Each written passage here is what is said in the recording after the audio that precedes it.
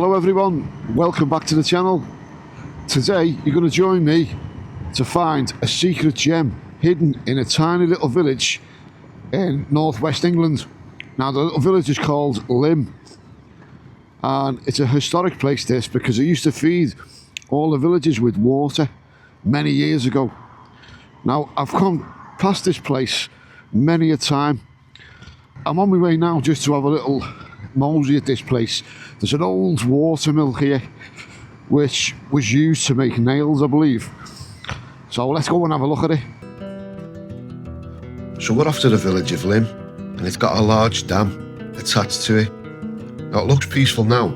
Stone cottages, quiet water, weekend walkers with a coffee in hand. But this dam wasn't built for peace. It was built because industry was thirsty. Now in the 19th century, water meant power, power meant mills, and mills meant long days, low pay, and hands worn raw before men even hit 40.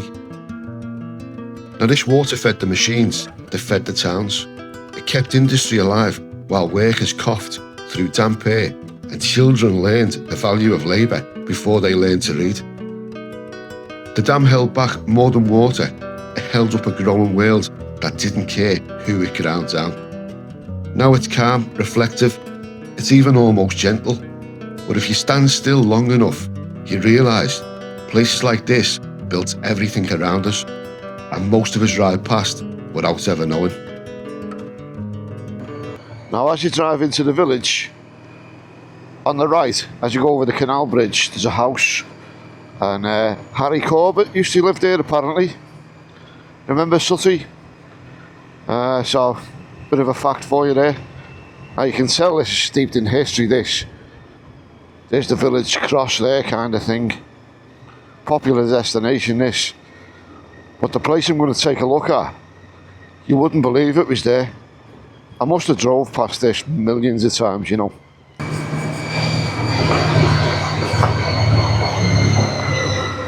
I need to get down there. I need somewhere to actually chain the bike to, like a lamppost or something. I managed to find a place for the bike. So found a nice place to lock the bike up to a lamppost. Because in the UK, we've got a lot of bike thieves, but look at the state of my bike. It needs a good wash now. But you know, it's nice to see it out in the winter, using it, especially with my thermal gear that I've got now, so yeah, very nice. So it's been here for years, this old mill. Just take a look at these steps you've got to get down here, you know. How steep is that? But it'll be worth it when we get there, definitely.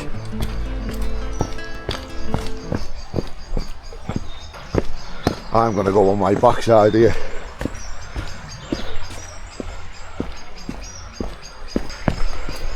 Across this little ferry bridge here.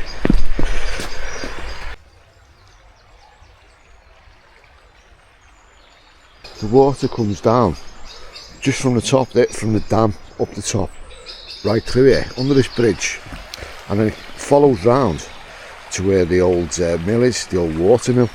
Let's go and see. Absolutely peaceful place this is. I love the sound of running water. I don't know what it is. Makes you want to piss like, but it just calms me. So you can see there where the water just comes in, and there's like a sluice control here, like to control the overflow. So that's what it looked like when they discovered it. It was excavated in the 70s, I believe, this place. And that's how far it goes back, 1748. And here's where we are now. We're just outside Warrington, really. You've got Partington, Great Sankey, but across the motorway is Lymm.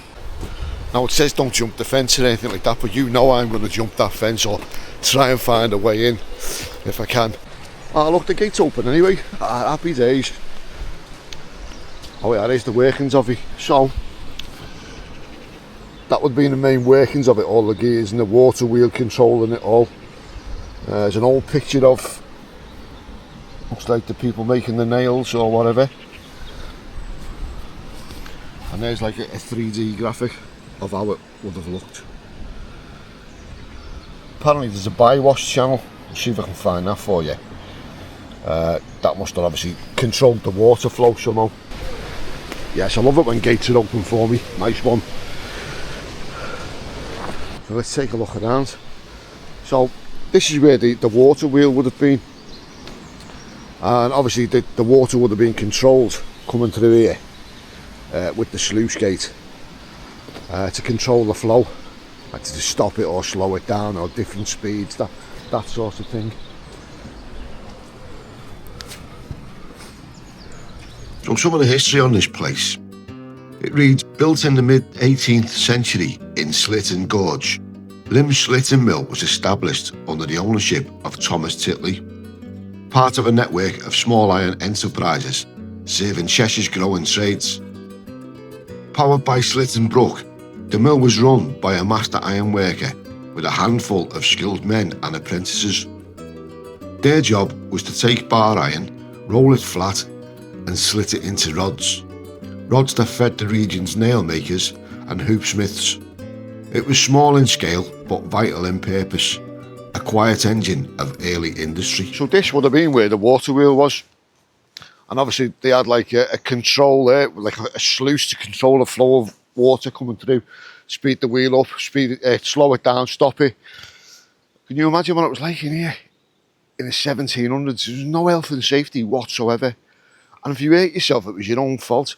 Imagine getting caught in one of those giant cogs. Oh my lord, nasty. Absolute dire conditions.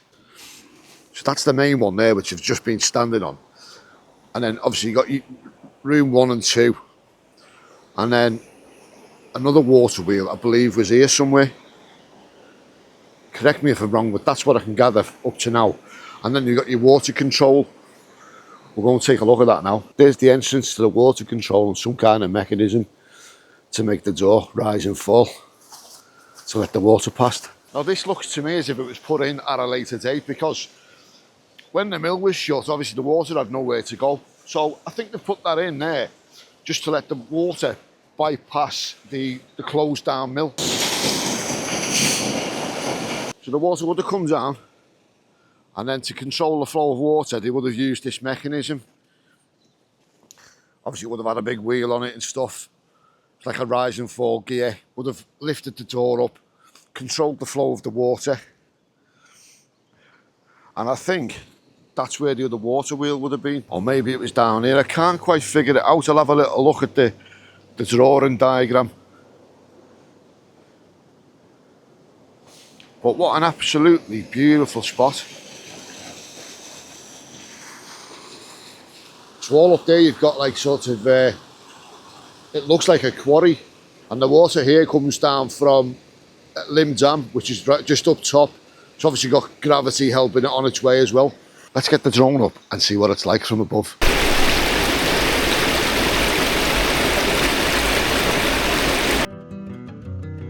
This old watermill in Lymm wasn't built to be admired. It was built because people were hungry. Now, long before engines and electricity, this water did the hard work. It ground grain, fed families, and kept this place alive when life was brutal and short. Everyone relied on it. Farmers, labourers, kids barely old enough to work. If the water stopped, everything stopped. Now when steam and industry took over, mills like this didn't get saved, they got forgotten. Left to rot while the world moved on. Now standing here now, with bikes and roads all around us, it's worth remembering this water once mattered more than anything with an engine. And most people ride straight past it, never knowing what it gave them. So next time you're wandering through one of these sleepy little villages, just think, if you go and explore the place, you never know what sort of hidden gems you'll actually find. Well, I hope you enjoyed that little adventure, little motorbike adventure. I'm going to be doing more of these kind of things. And if you're liking what you see, you like the content, hit like and subscribe because it really does help the channel. Thanks for watching. My name's Andy and I'll see you in the next video.